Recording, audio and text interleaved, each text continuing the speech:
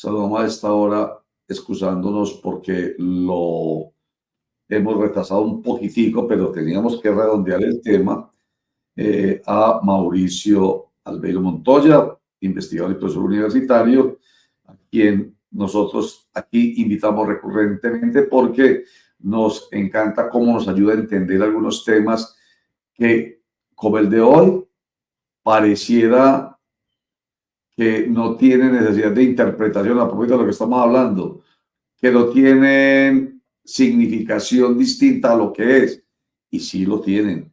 Bueno, para acá, por eso está aquí hoy nuestro invitado. Los saludamos primero. Mauricio, bienvenido a Clickcracia, el poder de la información. Un clic, la democracia en la información, formación para la democracia. Bienvenido.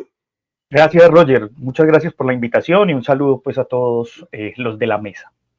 Bueno, vamos a hablar con usted. Suena extraño porque usted no es economista. Ya hemos hablado sobre el tema la semana pasada con varios economistas, pero vamos a ver cómo es que lo vamos a trascender con usted.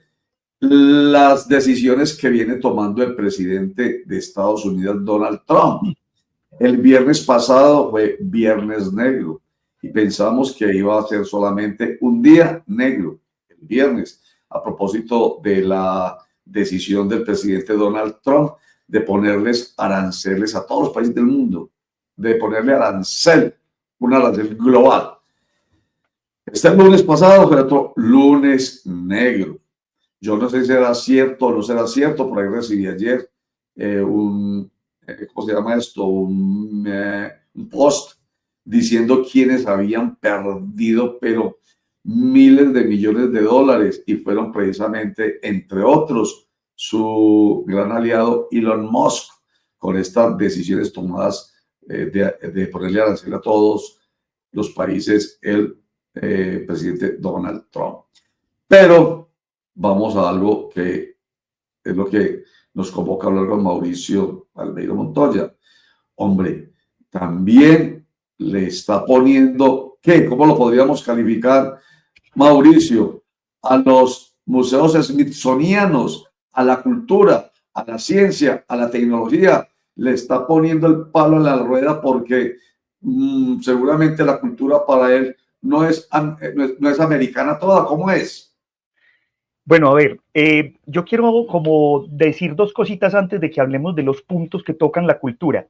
El primero es que recordemos que estos museos, que son más de 20 museos, incluso hay un zoológico, hay centros de investigación, fueron, digamos, construidos gracias a un mecenas que a finales del siglo XIX, James Smithsonian, dejó un patrimonio económico para que estos centros se construyeran. Eso en primera instancia.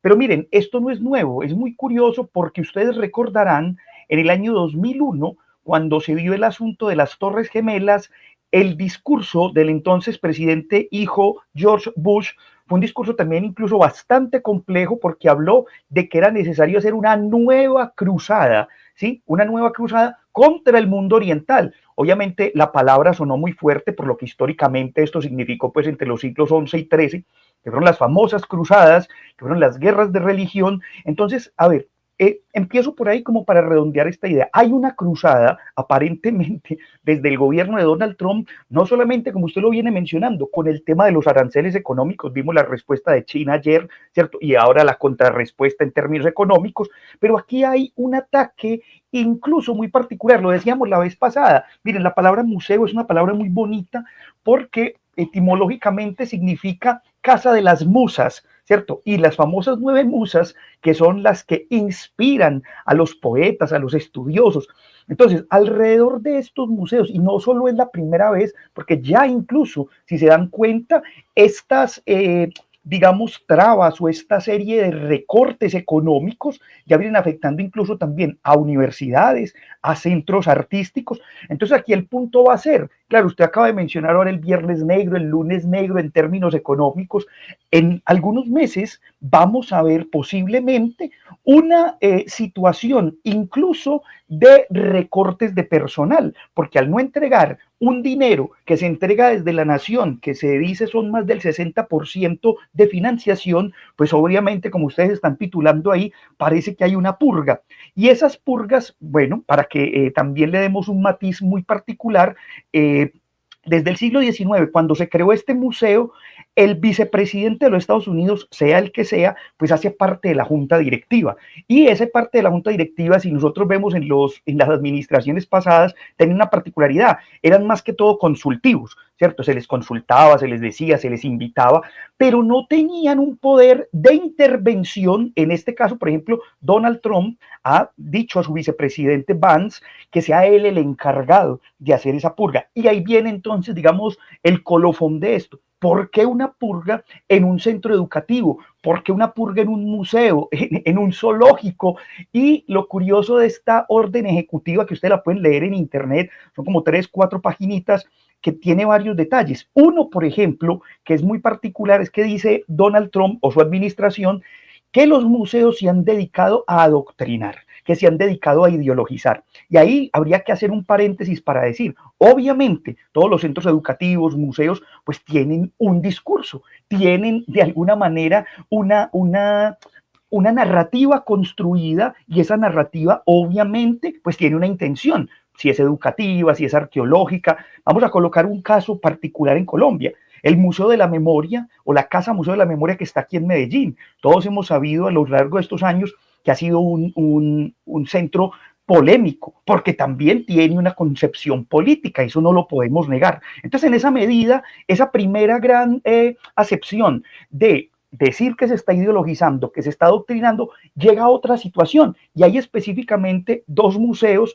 que son los que parece ser fueron como la piedra en el zapato para que Trump dijera esto. Uno, el Museo de la Cultura Afroamericana, porque hacía algunos años había sacado un folleto donde hablaba de la situación, pues, de la relación de la población negra o afroamericana con la población blanca. Recuerden ustedes que eso sucedió después del asesinato de un afroamericano a manos de unos policías blancos, que generó una gran cantidad de protestas. Y entonces Trump dice, aquí lo que se está creando es una narrativa donde se está diciendo que los Estados Unidos son racistas. Ese es uno. Y el otro, que es otro tema bastante particular, es el museo que está dedicado, a la historia de las mujeres. Y allí ha habido una polémica porque en el mismo documento dice que ese museo se debe dedicar a exaltar a las mujeres y no a la comunidad que no tiene nada que ver con lo femenino. O sea, que algunos dirán, claro, aquí hay una exclusión de la comunidad LGTBIQ+, o de las personas pues transgénero, etcétera, que también se sienten representadas allí, pero entonces el gobierno dice, no, aquí se va a hacer solamente una intervención para valorar el papel de la mujer, ¿cierto? Entonces, ahí también vemos que hay como una lucha por lo que ellos han llamado la ideología de género que se quiere imponer. Entonces, digamos, redondeando esta primera intervención para decir esto, esos términos que están en la orden ejecutiva son bastante particulares, ¿no? Ideologización, adoctrinamiento, y ese es un discurso que se viene tejiendo. Además, súmenle esto, que es muy curioso. Resulta que todos sabemos y hemos leído un poco la historia de los Estados Unidos, que en el siglo XIX hubo una guerra civil en Estados Unidos entre los unitarios y los confederados. Y a lo largo de los últimos años, digamos del siglo XX, muchas de las estatuas, incluso la bandera confederada, tiene un matiz como de prohibición en los Estados Unidos, no se habla de eso, pero entonces ahora en la misma orden ejecutiva se faculta para que muchas de las estatuas que habían sido quitadas porque tenían rasgos xenofóbicos, racistas, vuelvan a ponerse en las plazas donde estaban.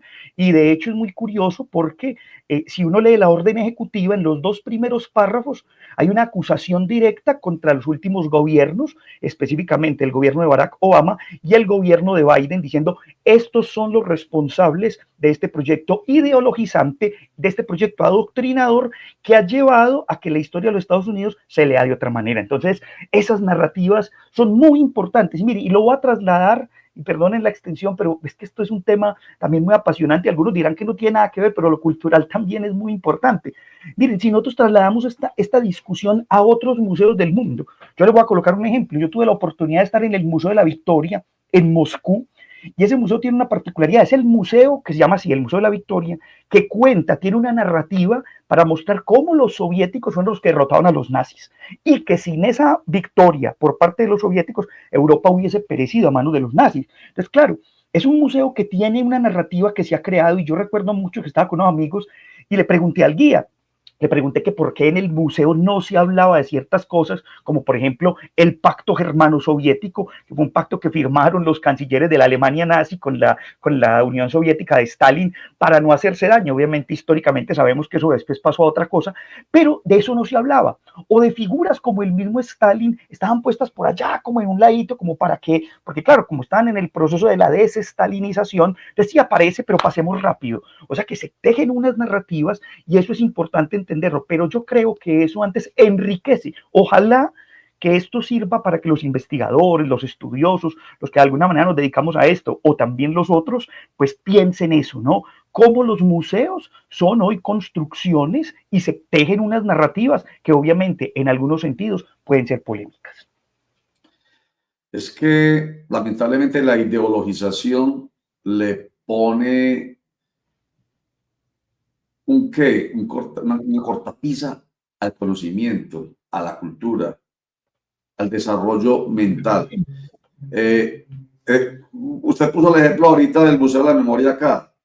Hombre, ¿para qué es el Museo de la Memoria? ¿Para qué es la memoria? Cuando se lleva a cabo una negociación con un grupo delincuencial, un grupo que comete delitos, eso no tiene vuelta de hoja, dígase guerrilla o dígase autodefensas, ¿cierto? Porque estamos hablando por ahora de ellos, ahorita nos estamos acercando a la posibilidad de diálogos con los combos y las bandas que son estas organizaciones, estructuras armadas del crimen de alto impacto. Obviamente son delincuentes que le han hecho un gran daño a la sociedad. Pero cuando se llega a una negociación con ellos, se llega a lo siguiente, a la justicia, ¿cierto? En busca de la verdad, justicia, reparación y aquí es donde viene el aspecto que quiero mencionar, un compromiso de no repetición. Y usted lo sabe mejor que nadie, Mauricio, que hay un dicho que no sé de quién es, pero es muy famoso y todo el mundo se lo sabe, no tiene que haber pasado por la universidad, y es que aquel que desconoce la historia o no conoce la historia está condenado a repetirla. Entonces, ese compromiso de no repetición obliga a una sociedad a que existan, por ejemplo, museos de la memoria, donde lo más perverso para la sociedad está ahí. Podemos hablar de grupos criminales, vuelvo y digo, podemos hablar de Pablo Escobar, museo de Pablo Escobar, si no nos guste, es la posibilidad de que la gente entienda que eso que hizo este señor no puede volver a ocurrir. Entonces, quiero decir que lamentablemente la ideología impide, dependiendo de quién esté en el poder o quién esté en la oposición, no quiere que se recuerden cosas. Aquí en Colombia, por ejemplo, todos los días lo vemos cuando un grupo como el M-19 que se desmovilizó, un presidente, oiga pues, este botón es inmenso, Mauricio, un exguerrillero es hoy presidente de la República. Solo tiene vuelta de hoja. ¿Quién se puede borrar de la memoria que el hoy presidente de la República fue guerrillero y que hizo parte de un grupo guerrillero? Eso es, no se puede olvidar, no se puede borrar de tajo, pero recordarlo debe ser muy importante para evitar que se caiga nuevamente y sobre todo nuestras futuras generaciones, nuevas y futuras generaciones, caigan en ese tipo de, digamos, comportamientos revolucionarios, si se quiere. Entonces, estoy diciendo todo este carretazo para decir, hombre, que lamentablemente es la ideología la que impide que el conocimiento el saber, la memoria, estén Sí. presentes para evitar que se cometan errores, si se quiere que fueron errores. Mire, yo quiero dar tres ideas con todo eso que acabas de decir, Roger. Mire, la primera, por ejemplo, siempre socialmente va a haber un peligro a los sismos. Todos los sismos pueden llegar a ser peligrosos, ¿cierto? Entonces, claro, porque eso puede generar incluso unas fobias. Mira, por ejemplo, lo que pasa en Europa con la islamofobia, por ejemplo. Entonces, no todos los musulmanes son terroristas, pero han quedado estigmatizados bajo una idea por X o Y circunstancias pues, que hemos visto en la historia. Ese es un punto para tener en cuenta. ¿Cómo estudiar los sismos sin que estos se conviertan en un proyecto ideologizante, que incluso lo estamos viendo, como lo decíamos la semana pasada, con la persecución hacia los migrantes? Segundo, hay una diferencia muy interesante que explicó en su momento un búlgaro, Todorov, ya falleció, pero era un gran estudioso de la memoria, y él habla de dos cosas: la memoria literal y la memoria ejemplar. Y entonces la memoria literal, ¿el que decía? En la memoria literal se conmemora, se recuerda, pero tenemos un peligro, que siempre vamos a estar metiendo el dedo en la llaga, entonces no va a haber superación de eso. Entonces dice él, ¿dónde está la memoria ejemplar? La memoria ejemplar, la que conmemora, no olvida, pero tiene en su camino y en su proceso la idea de que hay que educar, como muy bien lo dijiste, para que eso no vuelva a pasar. Y voy a colocar un ejemplo con otro país como Argentina. Mire, cuando cayó la dictadura militar argentina, a mediados de los 80, que todos sabemos, hace poco, el 24 de marzo, se conmemoraba un año más de ese recuerdo pues nefasto de la dictadura militar, y luego de caer, hay un lugar que queda muy cerca a uno de los emblemas del fútbol, ahora que estaban hablando de fútbol, que es el estadio donde juega River y donde juega la selección argentina de fútbol. Ahí cerca hay un edificio que era conocido como la ESMA, hoy es conocido como la ESMA, la Escuela Superior Militar Armada. Pero ¿qué pasó en ese edificio? Cuando cayó la dictadura, ese lugar fue después reconocido como un lugar de centros de tortura, de asesinato, de violencia, en los sótanos. Y hubo un debate en Argentina si ese lugar lo tenían que derrumbar o lo tenían que resignificar. ¿Y qué hicieron? Un museo. Cualquiera que vaya hoy a Buenos Aires puede hacer un recorrido por ese museo donde se ven los elementos de tortura, así como los que tuvimos la oportunidad de ir a los campos de concentración en distintas partes de Europa, hemos vivido también ese, digamos, esa como escozor cuando uno entra a ciertos lugares y ve el horror que allí sucedió. Pero eso también es una alerta para evitar que esas cosas se vayan a repetir, y eso es lo que la sociedad debe aprender para tenerlo ahí como una alarma. A ver, ¿qué está pasando aquí? ¿Cierto? Aquí ya nos hablaron de una vez de esa ideologización y del peligro de la violencia. Entonces, ¿cómo hacemos ahora para que eso que se estudia no se replique y no terminemos, digamos, en una sociedad otra vez repitiendo errores del pasado? Exactamente, que es no conoce la historia, está condenado a repetirla.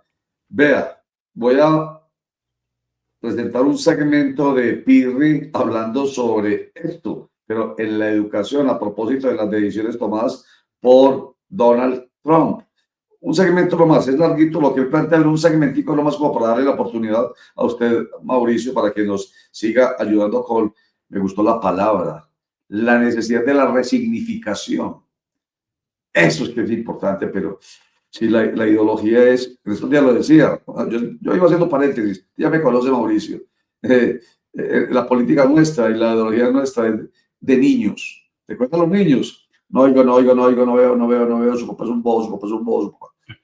Esas cosas pasan cuando la ideología está por encima de lo que debe ser la importancia para nuestro desarrollo en general de la resignificación. Vamos, Pirri.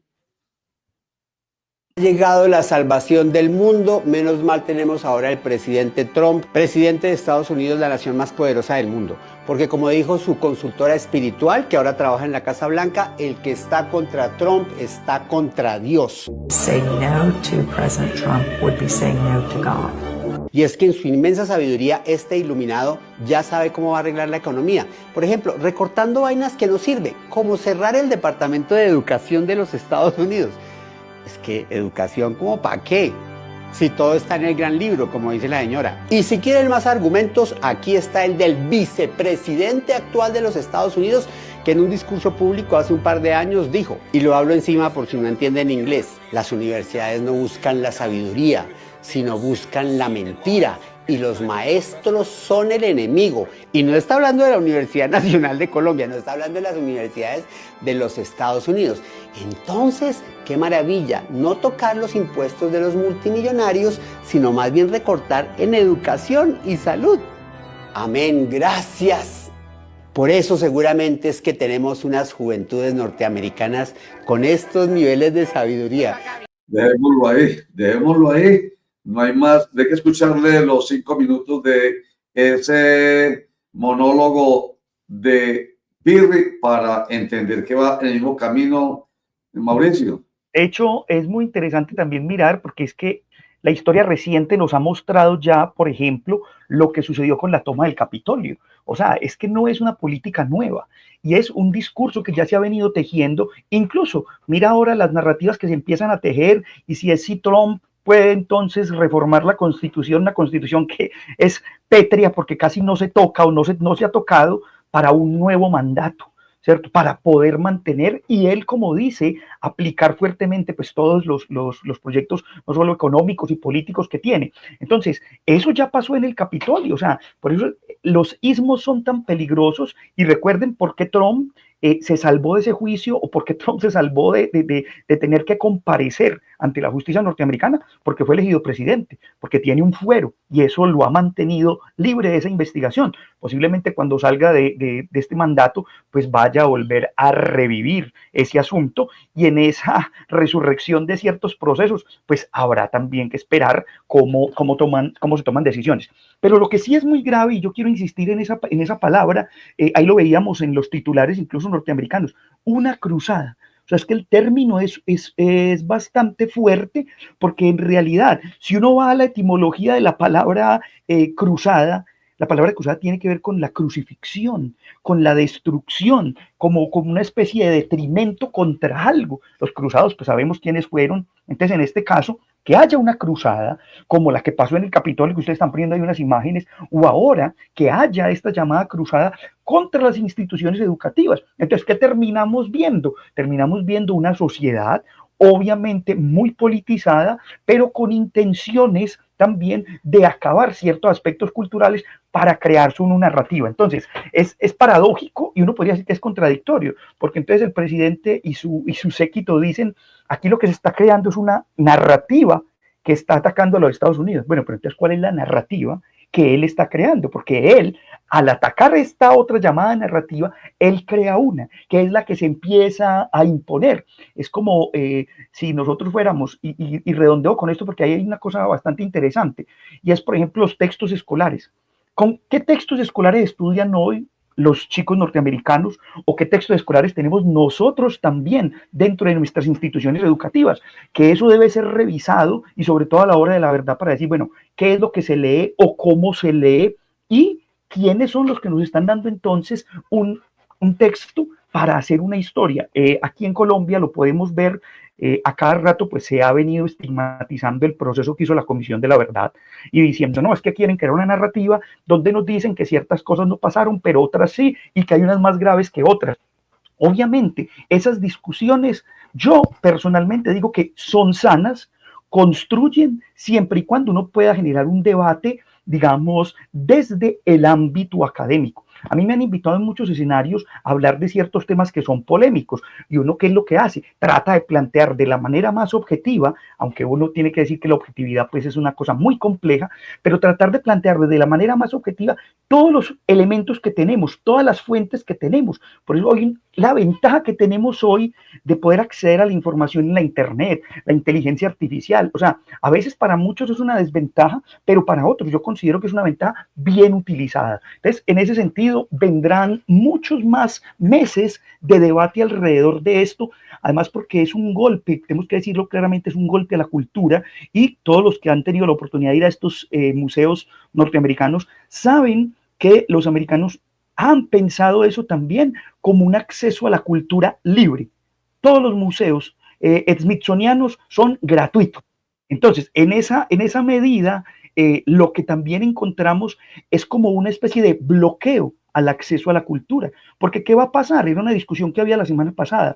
Si no hay un financiamiento, si no hay un dinero, una financiación por parte del Estado, a estos museos, ¿qué significa entonces? Que los museos van a tener que empezar a cobrar, van a tener que hacerse entidades ya no públicas con acceso libre, sino casi entidades o privadas o semiprivadas que van a tener que cobrar, y eso entonces limitará el acceso a la cultura de muchas personas que tal vez no lo pueden pagar. Estos museos, según veía las estadísticas la semana pasada, pueden recibir entre 20 y 25 millones de personas anualmente. O sea que hay una dinámica en torno a la cultura. Esperaremos, porque aún hoy todo esto son titulares. No sabemos cuáles vayan a ser las consecuencias en los próximos meses, como lo decía ahora, reducción de personal, ¿cierto? Yo la semana pasada tenía una conversación con unos amigos alrededor de esto y yo decía, pues parece esto una distopía, ¿no? Como que si los animales en el zoológico tuvieran ideología, ¿no? Como si la jirafa pues estuviera ya pensando en cómo derrumbar el gobierno. Entonces les decía yo que la famosa canción aquella, cómo me reiría ese loco día viendo a los animales manifestarse por la vida y nosotros solamente sobreviviendo, como dice la canción. Sí, señor. En fin, en todo caso, escucharlo a usted y a mucha gente que piensa como usted suena maravilloso porque suena desde el punto de vista como de la lógica, a pesar de que es un sujeto, que cuando dice que es muy difícil el objetivo, es cierto. Usted es un sujeto, yo soy un sujeto y como sujetos somos subjetivos y tenemos nuestros gustos y usted tiene su encarrete con la cultura, entonces dirán muchos, es que Mauricio, ¿cierto? Pero objetivamente está claro que la educación, que la cultura, que el conocimiento es necesario, ¿cierto? Para crecer como humanidad. Lo que pasa es que pasan cosas como ocurrió con los nazis. Está recordando cuando usted venía, contaba todo esto, recordé, cuando hablé de las cruzadas, me devolví. En nombre de Dios, cuántas cosas hicieron los cruzados, cuántas cosas precisamente contra Dios, contra lo que Dios ha significado para los católicos. En nombre de Dios, los cruzados cometieron toda clase de vejámenes. Y recordé, me vino para acá a los nazis y esa imagen de la quema de libros, que fue una estrategia precisamente de tipo ideológico y de tipo cultural y totalmente política, que estaba destinada a acabar con otro pensamiento distinto a ese régimen. Entonces, no olvidemos que aquí también tuvimos esa famosa figura del procurador al que se acusó en su juventud de por allá de hacer algunas piras para quemar libros. Pero mire, usted me acaba de dar me picó aquí para hacer una invitación doble a los televidentes y para todos. Mire, hay una palabra que es también muy compleja, que es la palabra distopía. Regularmente uno piensa, las utopías son lo que uno soñaría que fueran, ¿cierto? Pero que no son. Y las distopías son aquellas cosas que nadie quisiera que fueran. Y mire, les voy a dar, digamos, 3 invitaciones para los oyentes y para los televidentes. Hay 3 autores que a lo largo del siglo XX escribieron unas obras maravillosas distópicas y uno diría, ¿eso qué va a pasar? Cuando Aldous Huxley escribió Un Mundo Feliz, todos los que lo leyeron dijeron, ¿esto qué va a pasar? Y si uno lee a Huxley hoy, uno dice, güey, todo esto de la genética, todo esto de la inteligencia artificial ya estaba ahí. Segundo, George Orwell escribe una que se llama 1984, donde habla de un ministerio que controla todo, el saber. Hay hasta un ministerio que controla las relaciones amorosas. Entonces uno pensaría, ¿eso es posible? Parece que sí. Y el último, que a usted acaba de hacer una referencia muy interesante, Fahrenheit 451, que de hecho hay una película de Ray Bradbury que muestra que tiene una historia muy curiosa, y es que los bomberos en esa sociedad están dedicados a quemar los libros en vez de salvaguardar o apagar los incendios. Y hay un dato muy curioso en esa novela, y es que las personas, para poder salvar la cultura, se aprenden de memoria los libros. Ajá. Mire, distopía es una representación ficticia de una sociedad futura indeseable, donde la realidad se opone a la de una sociedad ideal. La sociedad ideal es la utópica, ¿cierto? Exacto. Utopía es contrario a distopía. Es un término, ahí está. Me quedaba ahí está. Es un término antónimo de utopía. Listo. Finalmente, Mauricio, entonces, control del pensamiento, depuración ideológica, eso seguirá siendo una realidad. Y desde que haya ideologías disímiles, desde que haya polarización, eso que pasa allá en Estados Unidos, eso que pasó en el régimen nazi, eso que ha pasado en tantas partes cuando hay necesidad de controlar ideológicamente el pensamiento de la gente, va a permitir que estas cosas ocurran. Entonces será un Mauricio remando contra ese tipo de cosas, pero mucha gente lo habrá de escuchar, porque finalmente no estamos hablando de nada distinto a lo que realmente debe ser una sociedad cada vez mejor. Por lo menos siempre se ha dicho que tenga claridad, que tenga criterio. Si hay criterio, no hay control de pensamiento, no hay depuración ideológica. Es que tenga libertad de pensamiento. Estamos hablando de nuestra constitución política. Libertad de expresión, libertad de prensa y libertad de pensamiento. Es que eso no es nada subversivo. Eso es de parte de nuestra constitución política. Yo coloco el último ejemplo, Roger, para terminar. Lo tenemos aquí en Colombia. Y es un debate. Por ejemplo, yo soy uno de los mismos que sostengo que no debería ser así. ¿A qué me refiero? El director del Museo de la Memoria, o al menos del Centro Nacional de Memoria Histórica, cuando se estipuló esto, se dijo que el que lo iba a elegir era el presidente de la República.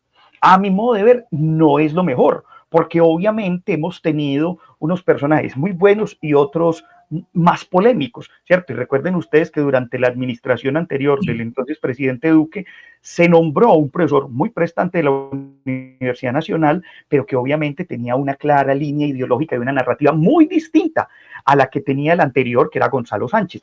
A uno le puede gustar o no, pero lo que quiero decir es que también estos procesos se tiñen de un tinte ideológico y político cuando no sabemos que en realidad no debería ser el presidente de la República quien nombrara a este individuo. Podría ser la academia en pleno, los rectores de las universidades, hacer como una especie de sínodo de congreso para que haya una elección que uno pueda decir es más objetiva y no tan política. Así es. Mauricio Alberio Montoya, profesor universitario, investigador, que bueno, como siempre nos da mucha claridad sobre estos temas. Ojalá muchos lo entendamos y bueno, por lo menos hagamos un esfuerzo por poner en práctica por lo menos esa libertad de pensamiento que es absolutamente necesaria. Es necesario que no haya politización, nada. Usted dice hoy que los presidentes no nombren ayer decíamos que los congresistas no nombren al Consejo Nacional Electoral. O sea, siempre desde que hay procurador. Siempre desde que haya mano política, siempre habrá el riesgo de ser independencia. Muchísimas gracias, Mauricio. A ustedes muchas gracias. Feliz día. Feliz día.